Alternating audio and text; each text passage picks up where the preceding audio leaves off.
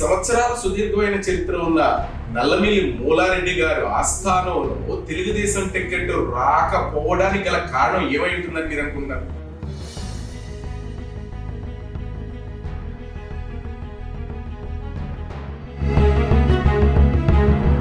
Volunteer వ్యవస్థ ఉంటుందా, తీసేస్తున్నారు?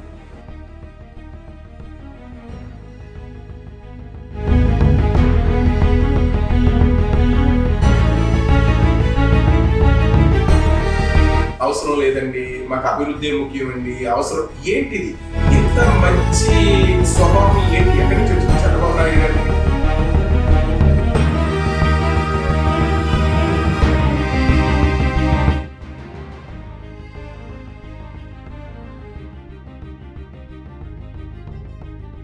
అదే కర్మ సిద్ధాంతం.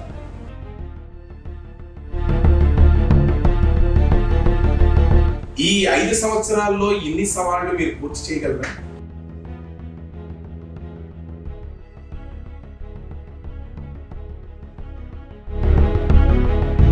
ఇప్పుడు రామకృష్ణారెడ్డి గారు ఆ బిల్లులు పాస్ చేస్తారా లేదా? కాంట్రాక్టులు మొదటి ప్రశ్న.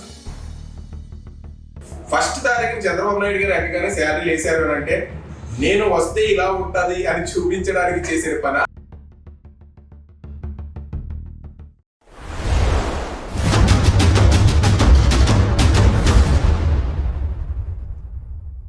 నమస్కారం, నేను మీ సీనియర్ జర్నలిస్ట్ మురళి.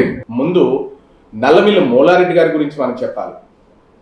మూలారెడ్డి గారు ఎన్టీ రామారావు గారితో తన ప్రస్థానం మొదలుపెట్టి సుదీర్ఘమైన రాజకీయ చరిత్ర కలిగిన వ్యక్తిగా, వంశ పారంపర్యంగా వాళ్ళ అబ్బాయిని కూడా ఒక రాజకీయాల్లో తీసుకుని వచ్చి ప్రజాసేవే మనకు లక్ష్యంగా ప్రజల్లోనే ఉండాలి అని చెప్పి ఇప్పుడు నల్లమిల్లి రామకృష్ణారెడ్డి గారిని ఒక ప్రజా నాయకుడిగా నిలబెట్టడానికి కారణమైంది.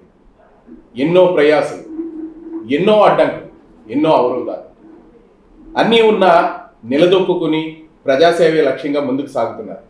ఇప్పుడు మనం కూటమి ఎమ్మెల్యే అనపర్తి నియోజకవర్గానికి బీజేపీ ఎమ్మెల్యేగా పోటీ చేసి అఖండ విజయంతో ప్రజల ముందుకు వచ్చి ప్రజాసేవ చేయడానికి ఉన్న నల్లమిల్లి రామకృష్ణారెడ్డి గారి దగ్గర మనం ఉన్నాం.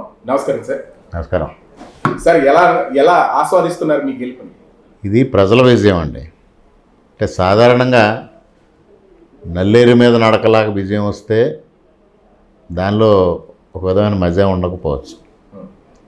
ఈరోజు విజయం గత 5 సంవత్సరాలుగా నేను కానీ మా కార్యకర్తలు కానీ పడిన కష్టం, ఇబ్బందులు, అనేక అవరోధాలు మీరు చెప్పినట్టుగా అడుగడుగున మమ్మల్ని ఇబ్బంది పెట్టడానికి కేసులు పెట్టడం, దాడులు చేయడం, మా కార్యకర్తలను హింసించడం, ఇన్ని చేస్తే ఇవన్నిటిని సాక్షాత్తు మా అధినేత చంద్రబాబు నాయుడు గారు ఇక్కడ సమావేశానికి వస్తేనే అవరోధం సృష్టించిన సంగతి భారతదేశ ప్రజానీకానికి అంతకే తెలుసు.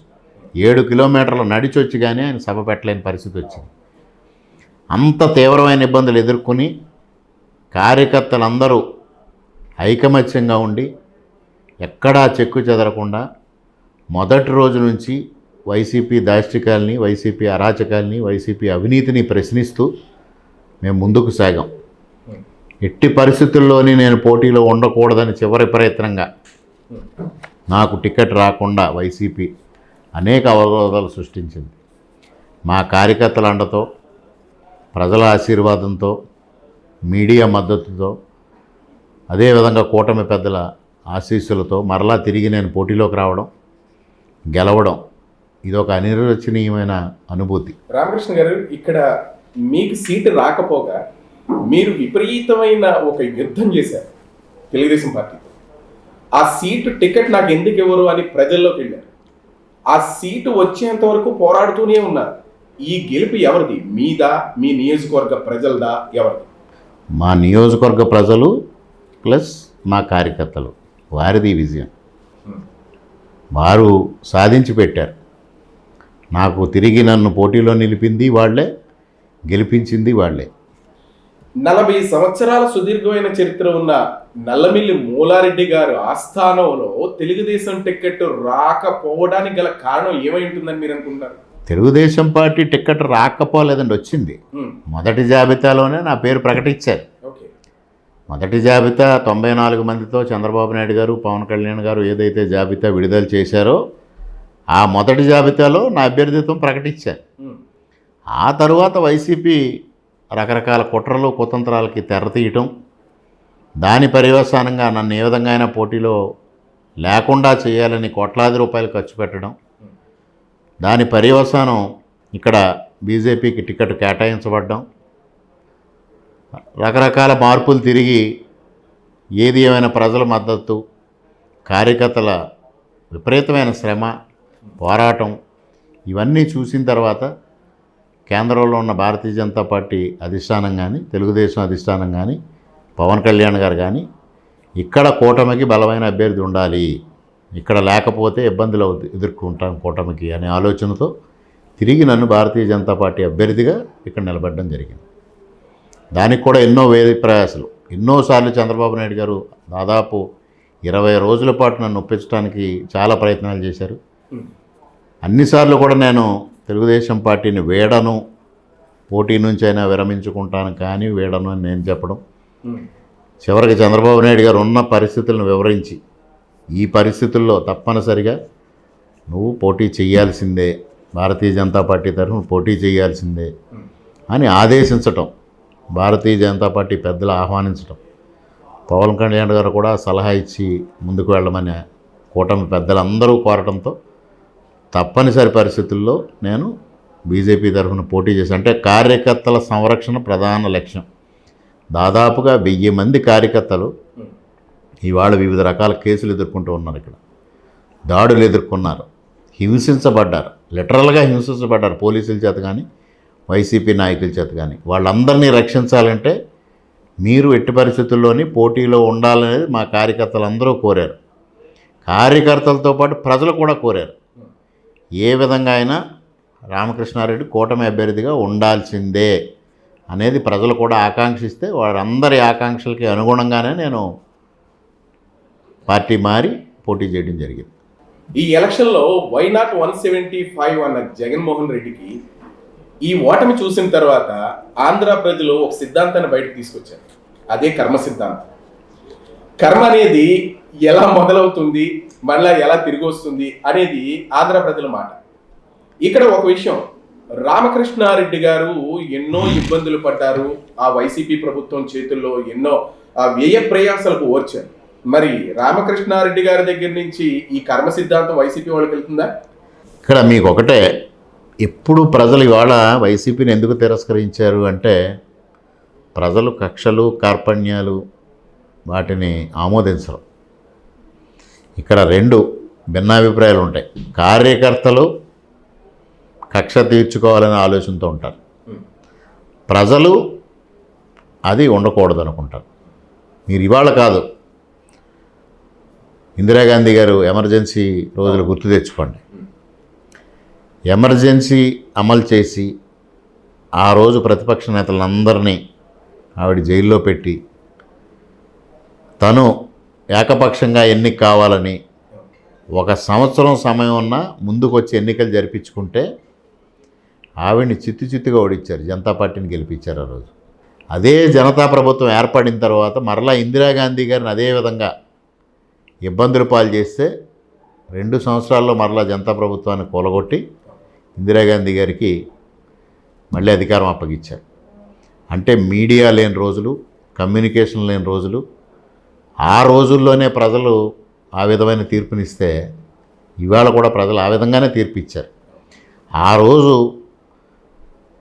ఎమర్జెన్సీ ప్రకటిత ఎమర్జెన్సీ, ఈ గత 5 సంవత్సరాలు అప్రకటిత ఎమర్జెన్సీ, దీన్ని కూడా ప్రజలు తిరస్కరించారు. అంచేత అదే పొరపాటు మేము చేయడం కరెక్ట్ కాదు. తెలుగుదేశం పార్టీ ఓడిపోయింది అనగానే, వైసీపీ ప్రభుత్వం అధికారంలో రాగానే 5 సంవత్సరాల అభివృద్ధిని పక్కన పెట్టి కక్షా కార్పణ్యాలకు తెరదీసిన వైసీపీకి ఎంత సింపుల్గా మీరు చాలా మంచి స్వభావంతో చంద్రబాబు నాయుడు గారితో మొదలుకొని ప్రతి ఎమ్మెల్యే కూడా అవసరం లేదండి, మాకు అభివృద్ధి ముఖ్యం అండి, అవసరం ఏంటిది, ఇంత మంచి స్వభావం ఏంటి, ఎక్కడి నుంచి వచ్చింది? చంద్రబాబు నాయుడు గారు మీకు ఇచ్చిన ఆదేశాల నుంచి వచ్చిందా, లేదు తెలుగుదేశం పార్టీ ఎజెండా అయ్యాదా? ప్రజల ఎజెండాయే నాయకుల ఎజెండా అవుతుంది. ప్రజలు ఇవాళ అదే ఎజెండాతో తెలుగుదేశం పార్టీకి అధికారం ఇచ్చారు, కూటమికి అధికారం ఇచ్చారు. కక్షలు కార్పణ్యాలకి పాల్పడ్డాడు కాబట్టి జగన్మోహన్ రెడ్డిని పక్కన పెట్టారు. ఈ నియోజకవర్గంలో మూలారెడ్డి గారు మొట్టమొదటిసారిగా 83లో పోటీ చేసినప్పుడు మాత్రం 23,000 మెజారిటీ వచ్చింది. తర్వాత ఎప్పుడు చాలా నేరోగా తెలుగుదేశం పార్టీ ఇప్పుడు గెలవడం జరిగింది. అటువంటిది మరలా ఇవాళ 20,000 మెజారిటీ ఇచ్చారంటే ప్రజలు సూర్యనారాయణ రెడ్డి గారు చేసిన అరాచకానికి వ్యతిరేకంగా తీర్పిచ్చారు. నన్ను పెట్టిన ఇబ్బందులకి ఆయనకి వ్యతిరేకంగా నాకు మద్దతు ఇచ్చారు. అటువంటిది మరలా మేము అదే పద్ధతిలో ముందుకెళ్తే దాన్ని ప్రజలు ఆమోదించరు. ప్రజలకి ఇవాళ 5 సంవత్సరాల అభివృద్ధి ఆగిపోయింది. 5 సంవత్సరాలు సాగునీటి రంగం తీసుకున్నా, రోడ్లు తీసుకున్నా, మరి ఏ ఇతర రంగాన్ని తీసుకున్నా, సంక్షేమ రంగం కూడా పూర్తిగా నిర్వీర్యమైపోయింది. అటువంటి పరిస్థితుల్లో ప్రజలకి సుపరిపాలన అందించాలి అనే లక్ష్యంతో వాళ్ళు మేము ముందుకెళ్తా ఉన్నాం. అనపర్తి నియోజకవర్గం నుంచి మేము ట్రావెల్ చేసి వస్తూ ఉంటే మీ ఇంటర్వ్యూ కోసం రోడ్లు చూస్తుంటే మాకు చాలా జాలి వేసింది. ఇంత అధ్వానమైన స్థితిలో రోడ్లు ఉన్నాయి అన్నట్టు అనిపించింది. మీ ముందు చాలా పెద్ద పెద్ద సవాళ్ళు ఉన్నాయి. ఈ 5 సంవత్సరాల్లో ఇన్ని సవాళ్ళు మీరు పూర్తి చేయగలరా? నేను నా ప్రయాణం గెలిచిన 4వ రోజు నుంచే మొదలుపెట్టా.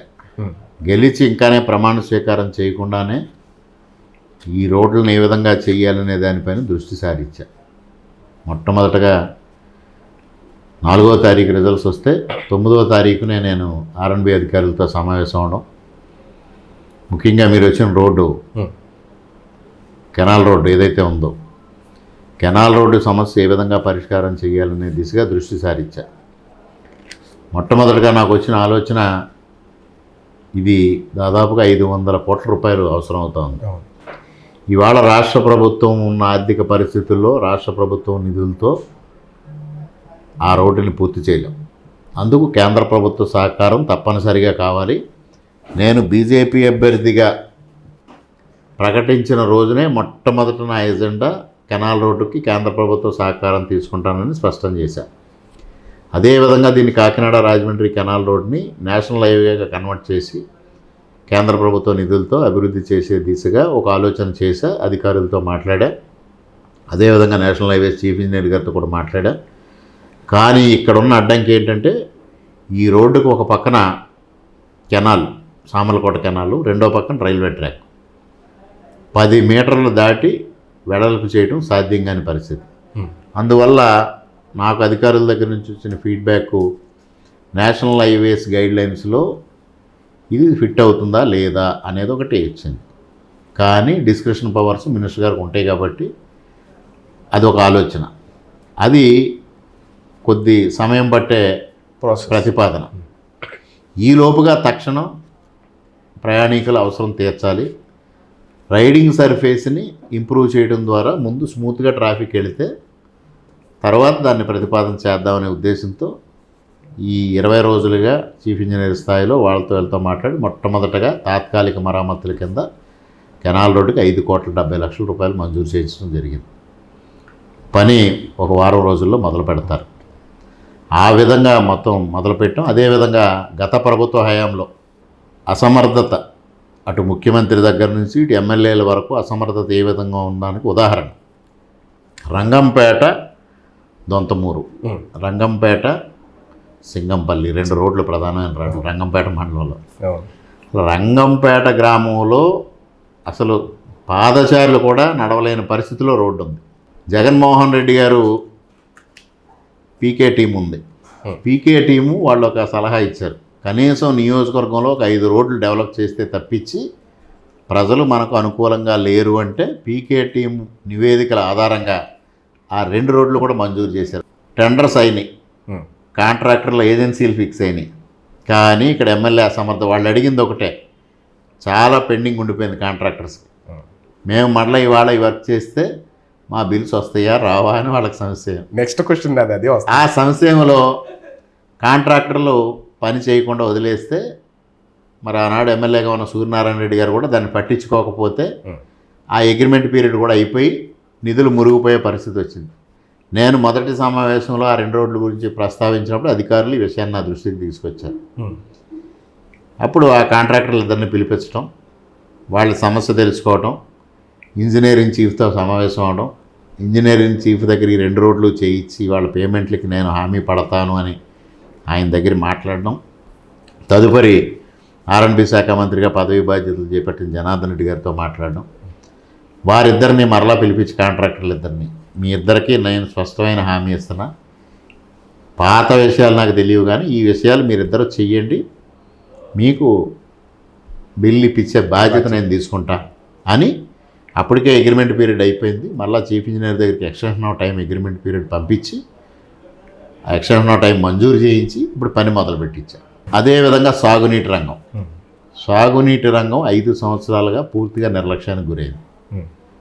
ముఖ్యంగా మాకు ఇక్కడ 2 ప్రధాన కాలువలు, సామర్లకోట కెనాల్, కాకినాడ కెనాల్.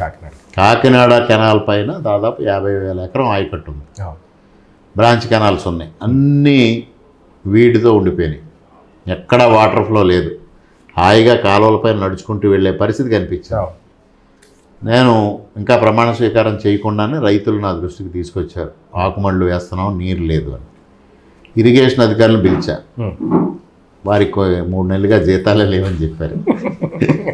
ఆ పరిస్థితిలో మా కాంట్రాక్టర్లకి బిల్లులు లేవు, మాకు శాలరీస్ లేవు, కనీసం మా మెయింటెనెన్స్ కూడా ఆఫీసులో డబ్బులు లేని పరిస్థితి ఉంది అన్నారు.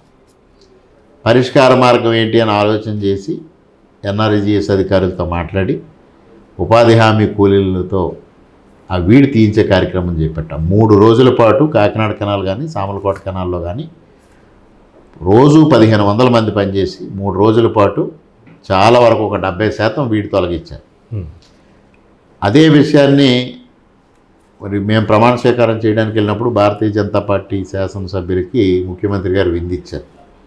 ఆ విందు సమయంలోనే ప్రస్తావించి ఇమీడియట్గా గోదావరి డెల్టాలో వీడ్ రిమూవల్ చేయకపోతే ఆకుమళ్ళకి ఇబ్బంది అవుతుంది అని అంటే, మళ్ళీ మరుసటి రోజు జలవనరుల శాఖ మంత్రి రామానాయుడు గారితో కూడా చెప్తే ముందుగా గోదావరి డెల్టాకి 20 కోట్ల రూపాయలు మంజూరు చేశారు. మంజూరు చేసి ఫస్ట్ వీడ్ రిమూవల్ చేయాలి, అదేవిధంగా ఎక్కడైనా డీసిల్టింగ్ చేయాల్సిన విషయాలు కానీ ఎక్కడైనా సర్వీసులు పాడే ఇబ్బందుల్లో ఉంటే ఇమీడియట్గా కొంత డబ్బు రిలీజ్ చేస్తాం, రిలీజ్ చేసి ఆ పనులు చేపట్టి ముందు ఈ ఖరీఫ్కి ఇబ్బంది లేకుండా చేయాలనేది ఒక ప్రతిపాదన ముందుకు నడిచింది. అది ఫ్రూట్ఫుల్గా బయటకు వచ్చింది. అదేవిధంగా మరొక పక్క మాకు రంగంపేటలో lift irrigations, Chagalnadu lift irrigation, Venkatanagaram, Pushkara 3 ఉన్నాయి. మాకు ప్రధానమైంది చాగల్నాడు. 23,000 ఎకరాలు ఆయకట్టుకి అది నీరు అందివ్వాలి, కానీ వాళ్ళు 2,800 ఎకరాలకు మాత్రం ఇస్తుంది. వెంకటనగరం నుంచి కొంత సపోర్ట్ తీసుకుంటున్నాం, 6,000 ఎకరాలు వస్తుంది. ఒక 2,300 ఎకరాలు పుష్కర్ నుంచి వస్తుంది. కానీ ఈ కెనాల్స్ ఏవైతే ఉన్నా అన్నీ సిల్టప్ అయిపోయినాయి. అక్కడ కూడా రకరకాల పిచ్చి మొక్కలు మొదటికి జంగిల్ పెరిగి వాటర్ వెళ్ళిన పరిస్థితి వచ్చింది. చాగల్నాడు డీఫంక్ట్ అయిపోయింది ఆల్మోస్ట్, ఒక పంపు తప్పించి 2 పంపులు పనిచేయట్లేదు. దానికి ఎస్టిమేట్ వేసి అప్పుడే 3 సంవత్సరాల నుంచి అధికారులు తిరుగుతూ ఉన్నారు. దాదాపు ఇవాళ 9 కోట్లు అవసరం దానికి. అదేవిధంగా వెంకటనగరం మరలా రిపేర్ చేసి మళ్ళా పట్టాలు ఎక్కించాలంటే 5 కోట్లు అవసరం. పుష్కరకి కొద్దిగా తక్కువ, ఒక 50-60 లక్షలు ఉంటే అది మొత్తం మీద 15 కోట్లు ఈ 3 లిఫ్ట్లకి అవసరం. ప్రతిపాదనలు సిద్ధం చేయమన్నా. ఇమీడియట్ రిలీఫ్ కోసం నేను కలెక్టర్ గారిని కలిసి ఒక 50 లక్షలు ఎక్కడి నుంచి అయినా ఇస్తే ముందు ఆ జంగిల్ ఏదైతే ఉందో ఆ జంగిల్ క్లియర్ చేసి ఎక్కడైనా చిన్న చిన్న రిపేర్స్ ఉంటే చేసి అట్లీస్ట్ కొంత వాటర్ రిలీజ్ చేస్తారని అడిగాం. ఆవిడ కూడా సానుకూలంగా స్పందించారు. కాడా నుంచి కానీ కలెక్టర్ గారి దగ్గర అవైలబుల్ ఉన్న ఫండ్స్ కానీ తీసుకుని దాన్ని పెట్టాలి. ఈ విధంగా అన్ని రకాలుగా అభివృద్ధి కార్యక్రమాలని వేగవంతం చేయడానికి నా వంతు ప్రయత్నాలు నేను చేస్తూ ఉన్నాను. సార్, ఇంకొక ప్రశ్న అడుగుతాను, సూటిగా సుత్తి లేకుండా చెప్పాలి. నల్లమిల్లి రామకృష్ణారెడ్డి గారు ఇప్పుడు అధికారంలోకి వచ్చారు. ఆల్రెడీ అంతకుముందు జగన్ ప్రభుత్వం, మా ప్రభుత్వంలో ఉన్న వాళ్ళు అందరూ కూడా కొన్ని చిన్న చిన్న కాంట్రాక్టులు చేసుకున్నారు, డ్రైనేజీలు వేశారు, లేదు ఏవో చిన్న చిన్న కాంట్రాక్టులు అవన్నీ బిల్లు అలా ఉండిపోయాయి. మళ్ళీ మా జగన్ అన్న వస్తే మేము చేయించుకుందామని ఆగిపోయాం. ఇప్పుడు రామకృష్ణారెడ్డి గారు ఆ బిల్లులు పాస్ చేస్తారా లేదా? కాంట్రాక్టులు మొదటి ప్రశ్న. రెండోది, జగన్ గారు వస్తే కొన్ని పనులు చేయించుకోవచ్చు అని అనుకున్న వాళ్ళు, అలాగే కొన్ని పనులు కావాలి అని అనుకున్న వాళ్ళకి రామకృష్ణారెడ్డి గారు చేస్తారా చేయరా? ప్రధానంగా మీకు బిల్స్కి వచ్చేటప్పటికి 2019 నుంచి పెండింగ్ ఉన్నాయి. 2019 జగన్ గారి హయాంలోనే పెండింగ్ ఉన్నాయి. ఓకే. ఇప్పటికి రాష్ట్ర వ్యాప్తంగా తీసుకుంటే కాంట్రాక్టర్లకి 95,000 కోట్ల రూపాయలు పెండింగ్ బిల్స్ ఉన్నాయి. మరి మీకైనా నేనైనా ఎవరైనా చెప్పేది ఫస్ట్ కమ్ ఫస్ట్ సర్వ్. ఎవరైతే ఎక్కువ కాలం నుంచి పెండింగ్ ఉన్నాయో వాళ్ళకి ఫస్ట్ ప్రయారిటీ ఇచ్చి వాళ్ళని క్లియర్ చేయాలి. ఓకే. వాళ్ళందరూ అయిన తర్వాతే వీళ్ళు వస్తారు. ఇవాళ జగన్మోహన్ రెడ్డికి వైసీపీ కార్యకర్తలు ఎందుకు వ్యతిరేకమయ్యారంటే ఇదొక ప్రధానమైన కారణం. ఓకే. వాళ్ళు అత్యుత్సాహంతో గ్రామాల్లో పరపతి పెంచుకోవడం కోసం, లేకపోతే గ్రామాల్లో పట్టు సాధించుకోవడం కోసం గ్రామ స్థాయిలో అనేక వర్క్స్ చేశారు. కానీ వాళ్ళు ఎవరికి ఏ రోజు బిల్స్ క్లియర్ కాల. వాళ్ళ అప్పులు ఊరుకుపోయారు. ఊరుకుపోవడం వల్ల ఇవాళ వైసీపీ కార్యకర్తలు కూడా సాక్షాత్తు జగన్మోహన్ రెడ్డి గారికి వ్యతిరేకంగా ఓటేశారు. తప్పనిసరిగా మేము ఆ వివక్ష చూపించాం. కాకపోతే గత 5 సంవత్సరాలుగా ఎవరైతే పెండింగ్ ఉన్నారో వరుసగా ఒక జాబితా ప్రకారంగా సీరియల్ ప్రకారంగా క్లియర్ చేసుకొచ్చేస్తాం. కానీ ఇప్పుడు అసలు ఆర్థిక వనరులు చూడాలి. మొట్టమొదటగా 95,000 కోట్ల రూపాయల కాంట్రాక్టర్స్ బిల్స్ పెండింగ్ ఉన్నాయి. రైతుల డబ్బు పెండింగ్ ఉంది. రైతులకు ధాన్యం కొనుగోలు చేసింది చెప్పింది. ఇప్పుడు ప్రధానంగా తూర్పుగోదావరి జిల్లాకు సంబంధించి, కంబైన్డ్ ఈస్ట్ గోదావరికి సంబంధించి చాలా ఉంది. మొత్తం అట్లీస్ట్ ముందు విడతగా ఒక 200 కోట్లు రిలీజ్ చేయాలనేది మేము అందరం ముఖ్యమంత్రి గారిని కోరాం. దానికి ప్రతిపాదనలు సిద్ధం చేశారు. రంగం కూడా సిద్ధం అవుతూ ఉంది. తప్పనిసరిగా ముందుగా రైతులకు పేమెంట్లు కొంత క్లియర్ చేస్తాం. కాంట్రాక్టర్లు కూడా చేస్తాం, కానీ వరుసవారీగా ఒక సీరియల్లో చేసుకుంటూ వస్తాం. అదేవిధంగా మీరు పనులు అడిగారు. అవినీతి అక్రమాలకు సంబంధించిన పనులు అయితే మేము ఎంటర్టైన్ చెయ్యం. అభివృద్ధికి సంబంధించిన పనులు ఎవరు చేసినా యాక్సెప్ట్ చేస్తాం. గత ప్రభుత్వంలో ప్రతిపాదించిన దాన్ని రిజెక్ట్ చేసే మనస్తత్వం అది కాదు. 2009-2014 మధ్యన శేషారెడ్డి గారు శాసనసభ్యులుగా ఉండగా కొన్ని పనులు ప్రతిపాదించారు. విభజిత ఆంధ్రప్రదేశ్ రాష్ట్రంలో ఆనాడు బడ్జెట్ కన్నా పెద్ద ఎత్తున కిరణ్ కుమార్ రెడ్డి గారు మంజూరు చేసిన శాంక్షన్స్ని చంద్రబాబు నాయుడు గారు 9 నెలల ముందు ఏదైతే ఉన్నాయో అన్నీ క్యాన్సిల్ చేశారు. కానీ ఈ నియోజకవర్గంలో గత ప్రభుత్వంలో శాంక్షన్ చేసినవి ఏ అయితే అవసరాలు ఉన్నాయో అవి మరలా నేను ప్రత్యేకంగా తీసుకెళ్ళి మళ్ళీ ముఖ్యమంత్రి గారి దగ్గర రీశాంక్షన్ చేయించుకొని ఆ పనులు పూర్తి చేశాను. అభివృద్ధి ఎజెండాగా పనిచేయడం తప్పించి ఏ వ్యక్తి ప్రతిపాదించాడు, ఏ ప్రభుత్వంలో మంజూరైందనే విషయాలు నేను పట్టించుకోను. సార్, ఇంకొక విషయం, ప్రస్తుతం నలుగుతున్న సమస్య వాలంటీర్ వ్యవస్థ ఉంటుందా, తీసేస్తున్నారు? అసలు మీకు ఒక విచిత్రమైన సంఘటన చెప్పాలి. అసలు వాలంటీర్లు లేకపోతే పెన్షన్ల పంపిణీ చెయ్యలేము అని జగన్మోహన్ రెడ్డి గారు గత 3 నెలలుగా వాలంటీర్ వ్యవస్థ ఏ విధంగా పటిష్టంగా ఉందని చెప్పడం కోసం పెన్షన్దారులను తీవ్రమైన ఇబ్బందులు పెట్టారు. కానీ నిన్నటి రోజున ఏ విధంగా పంపిణీ జరిగిందో మీరు చూశారు. సచివాలయ ఉద్యోగులు అద్భుతంగా దాదాపుగా 98% పెన్షన్లు ఒక్క రోజులో పంపిణీ చేశారు. ఉదాహరణకు ఈ నియోజకవర్గంగా తీసుకుంటే 40,769 పెన్షన్లు ఉన్నాయి. నిన్నటి రోజున 40,394 పెన్షన్లు డిస్ట్రిబ్యూట్ అయినాయి. అంటే 99% అయిపోయింది. అంటే దాని అర్థం ఏమవుతుంది మీకు? లేకపోయినా మనం చేయొచ్చు. తర్వాత ఇంకొక విషయం, ఇప్పటి వరకు 15-20 తారీఖులు వచ్చినా కూడా గవర్నమెంట్ ఎంప్లాయీస్కి ఎవరికి కూడా శాలరీ లేవు. 1st తారీఖున చంద్రబాబు నాయుడు గారు ఎక్కగానే శాలరీలు వేశారు అని అంటే నేను వస్తే ఇలా ఉంటుంది అని చూపించడానికి చేసిన పనా, లేదు మీరు కష్టపడ్డారు, నెల అంతా మీరు ఈ ప్రభుత్వ అధికారులందరూ కూడా ప్రజల కోసం చేస్తున్నారు అని వాళ్ళ గురించి తెలుసుకుని వేసిందంటారా? మీకు ఇందులో 2 విషయాలు. వృద్ధాప్యం, వితంతు లేదా వికలాంగుల పెన్షన్లు నేను ఏదైతే డిస్ట్రిబ్యూట్ చేసిందో ఆ విషయం ఒక్కసారి చూడండి. 200 రూపాయల పెన్షన్ ఉండేది 2014. చంద్రబాబు నాయుడు గారు 2 దఫాలుగా 2,000 చేశారు. జగన్మోహన్ రెడ్డి గారు నేను 3,000 చేస్తానన్నారు. 3,000 చేస్తానని స్పష్టంగా ప్రకటించిన వ్యక్తి అధికారంలోకి వచ్చి ముఖ్యమంత్రిగా బాధ్యతలు చేపట్టంగానే 4 విడతలుగా చేస్తానని మాట మార్చారు. 4 దఫాలుగా పెంచుకుంటూ పోతానని అది మాట తప్పి చివరికి 2024 జనవరి వరకు పెన్షన్దారు 3,000 చూడాలి. దానివల్ల ఒక్కొక్క పెన్షన్దారుడు యావరేజ్ని 30,000 రూపాయలు నష్టపోయారు 5 సంవత్సరాల్లో. చంద్రబాబు నాయుడు గారి మీద వైసీపీ నాయకులు తప్పుగా ఏం ప్రచారం చేస్తారు? మాట మీద నిలబట్టు, ఇచ్చిన వాగ్దానం అమలు చేయడానికి. ఇవాళ మొదటి నెలలో నేను 7,000 రూపాయలు ఇస్తాను, ఏప్రిల్ నెల నుంచి 4,000 అమలు చేస్తాను అని చెప్పి నిన్నటి రోజున ఒకే రోజుని 4,408 కోట్ల రూపాయలు 65 లక్షల మంది పెన్షన్దారులకి రాష్ట్ర ప్రభుత్వం పంపిణీ చేసింది. ఎంత పారదర్శకంగా చేశారనడానికి ఇవాళ ఉదాహరణ బలభద్రపురం గ్రామం. ప్రముఖ వైసీపీ నాయకుడు, గ్రామ వైసీపీ అధ్యక్షుడు, నియోజకవర్గాన్నే కాదు అందరినీ గడగడలాడించిన వ్యక్తి నల్లమిల్లి వెంకటరెడ్డి ఎలియాస్ వడ్డీల్ రెడ్డి. ఆయన నిన్న 7,000 రూపాయల పెన్షన్ తీసుకున్నారు. ఫోటో. అవునా? గ్రామ సర్పంచ్ వైసీపీ వాళ్ళు కూడా పెన్షన్ ఎలిజిబుల్ ఉంటే ఇచ్చారు. వైసీపీ గ్రామ సర్పంచ్ Okay. బొంగా రామారావు. ఓ ఈయన డప్పు కళాకారుల పెన్షన్ తీసుకున్నారు. ఈయన మరి నిజంగా డప్పు కళాకారుడు లేదో నాకు తెలియదు, కానీ ఓకే. ఆయన డప్పు కళాకారుల పెన్షన్ తీసుకున్నారు. ఇక్కడ బలభద్రపురం గ్రామంలో ప్రముఖ వైసీపీ నాయకుడు వెంకన్నబాబు గారు, వెంకటరెడ్డి గారు, ఓకే. ఆయన పెన్షన్. ఓ రామవరం గ్రామంలో మాజీ సర్పంచ్ భర్త గొలుగూరి గోవిందరెడ్డి గారు పెన్షన్ తీసుకున్నారు. ఓకే. అంటే ఎక్కడా వివక్షత చూపించకుండా ఉన్న పెన్షన్లన్నీ అధికారులతో కలిసి మా కార్యకర్తలు కూడా ఎక్కడా వివక్షత చూపించకుండా పార్టీలకు అతీతంగా, రాజకీయాలకు అతీతంగా డిస్ట్రిబ్యూట్ చేశారు. ఓకే. అది ఇవాళ కూటమి కార్యకర్తల యొక్క మనోభావం.